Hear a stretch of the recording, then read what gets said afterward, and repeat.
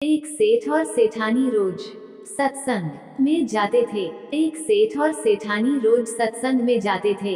सेठ जी के एक घर एक पिंजरे में तोता पाला हुआ था। तोता एक दिन पूछता है कि सेठ जी, आप रोज कहाँ जाते हैं?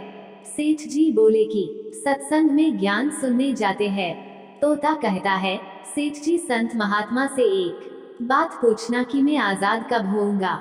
सेठ जी सत्संग खत्म होने के बाद संत से पूछते हैं कि महाराज, हमारे घर जो तोता है उसने पूछा है कि वो आजाद कब होगा। संत जी ऐसा सुनते ही बेहोश होकर गिर जाते हैं। सेठ जी संत की हालत देखकर चुपचाप वहां से निकल जाते हैं।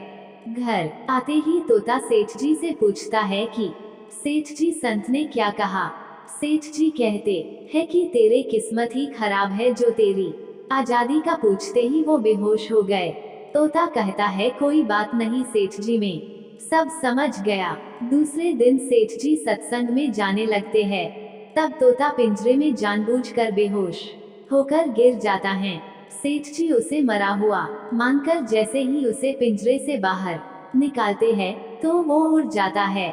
सत्संग जाते ही संत सेठ जी को पूछते हैं कि कल आप उस तोते के बारे में पूछ रहे थे ना, अब वो कहाँ हैं?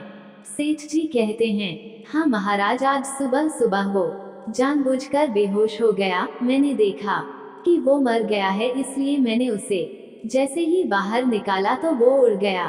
तब संत ने सेठ जी से कहा कि देखो, तुम इतने समय से सत्संग सुनकर भी आज तक सांसारिक मोह माया के पिंजरे में फंसे हुए हो और उस तोते को देखो बिना सत्संग में आए मेरा एक इशारा समझ कर आजाद हो गया।